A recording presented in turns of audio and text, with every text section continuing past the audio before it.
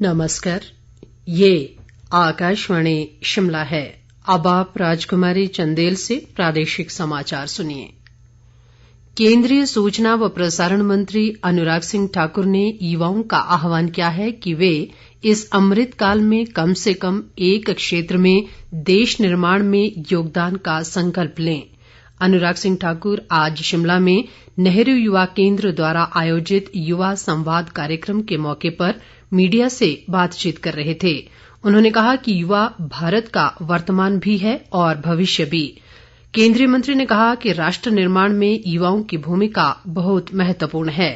अनुराग सिंह ठाकुर ने एक भारत श्रेष्ठ भारत अभियान को लेकर कहा कि राष्ट्र की एकता और अखंडता बनाए रखने के लिए युवाओं को राष्ट्र को जानना जरूरी है। उन्होंने युवाओं से अपने प्रदेश और देश को देखने तथा इसमें हर चुनौती को जानने का आह्वान किया। इससे उन्हें देश को जानने और सीखने का मौका मिलेगा। अनुराग सिंह ठाकुर ने राष्ट्रमंडल खेलों में खिलाड़ियों के प्रदर्शन पर खुशी जताई और कहा कि अलग अलग खेलों में खिलाड़ियों ने बेहतर प्रदर्शन किया है। प्रदेश विधानसभा का मॉनसून सत्र कल से शिमला में शुरू होगा। सत्र के दौरान कुल 4 बैठकें होंगी और सत्र के हंगामेदार रहने की संभावना है। मौजूदा जयराम सरकार का ये अंतिम विधानसभा सत्र होगा क्योंकि इसी साल के अंत में प्रदेश में विधानसभा के आम चुनाव होने हैं। ऐसे में राज्य के दोनों ही प्रमुख राजनीतिक दल भाजपा और कांग्रेस इस सत्र के माध्यम से प्रदेश का राजनीतिक माहौल गरमाने और इसे अपने पक्ष में करने का प्रयास करेंगे। सत्र के लिए सभी तैयारियां पूरी कर ली गई हैं। मॉनसून सत्र के दौरान विभिन्न राजनीतिक और कर्मचारी संगठनों के प्रस्तावित धरने प्रदर्शनों के मद्देनजर विधानसभा परिसर और इसके आसपास सुरक्षा के कड़े प्रबंध किए गए हैं। सत्र के पहले दिन शोकोद्गार के अलावा अन्य विधायी कार्य होंगे। 11 अगस्त को गैर सरकारी सदस्य दिवस के रूप में रखा गया है। सत्र के लिए अभी तक कुल 367 प्रश्न विधायकों ने पूछे हैं। इनमें से 228 तारांकित और 139 अतारांकित हैं।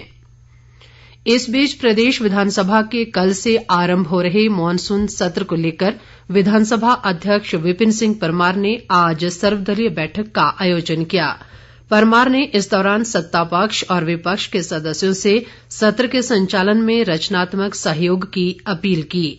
उन्होंने कहा कि सदन के समय का सदुपयोग जनहित में जुड़े मुद्दों को उठाने के लिए होना चाहिए। परमार ने कहा कि प्रदेश विधानसभा की अपनी उच्च परंपराएं और गरिमा रही है, इसलिए सभी सदस्यों को महत्वपूर्ण विषयों पर चर्चा में हिस्सा लेकर हल निकालने का प्रयास करना चाहिए। बैठक में संसदीय कार्य मंत्री सुरेश भारद्वाज, नेता प्रतिपक्ष मुकेश अग्निहोत्री, मुख्य सचेतक बिक्रम सिंह जरयाल और माकपा विधायक राकेश सिंघा मौजूद रहे। इस बीच आज भाजपा और कांग्रेस दोनों ही पार्टियों के विधायक दलों की शिमला में बैठक हो रही है, जिसमें मॉनसून सत्र के लिए दोनों दल अपनी अपनी रणनीति बना रहे हैं।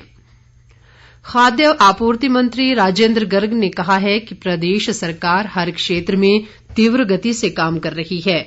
घुमारवीं विधानसभा क्षेत्र की औहर पंचायत में एक जनसभा को संबोधित करते हुए उन्होंने कहा कि सड़कों के सुधारीकरण और विस्तारीकरण को उच्च प्राथमिकता दी जा रही है ताकि आवागमन आसान हो। उन्होंने कहा कि औहर पंचायत में लगभग 40 लाख रुपए के विकास कार्य पूरे कर लिए गए हैं और करोड़ों रुपए के विकास कार्य प्रगति पर हैं। गर्ग ने दावा किया कि घुमारवीं विधानसभा क्षेत्र की हर पंचायत और हर गांव तक सरकार की योजनाओं को पहुंचाया गया है। उन्होंने इस मौके पर लोगों की समस्याएं भी सुनी और अधिकांश का मौके पर ही निपटारा किया। प्रदेश में मॉनसून की वर्षा का क्रम जारी है। हालांकि बीते 24 घंटों के दौरान मॉनसून की वर्षा की गति कुछ हल्की हुई है। प्रदेश में लगातार हो रही वर्षा के कारण सामान्य जनजीवन प्रभावित हुआ है। शिमला और चंबा जिलों में इस दौरान भूस्खलन की कई घटनाएं हुई, जिससे यातायात प्रभावित हुआ है। राजधानी शिमला के टूटू कस्बे के पास शिमला बिलासपुर सड़क पर हुए भूस्खलन के कारण आज दिन भर लोगों को लंबे लंबे ट्रैफिक जाम का सामना करना पड़ा। इस बीच मौसम विभाग ने मॉनसून के सक्रिय रहने की संभावना जताई है। विभाग ने 10 और 11 अगस्त को राज्य के कुछ स्थानों पर भारी वर्षा का येलो अलर्ट भी जारी किया है। इसके साथ ही ये समाचार बुलेटिन समाप्त हुआ। नमस्कार।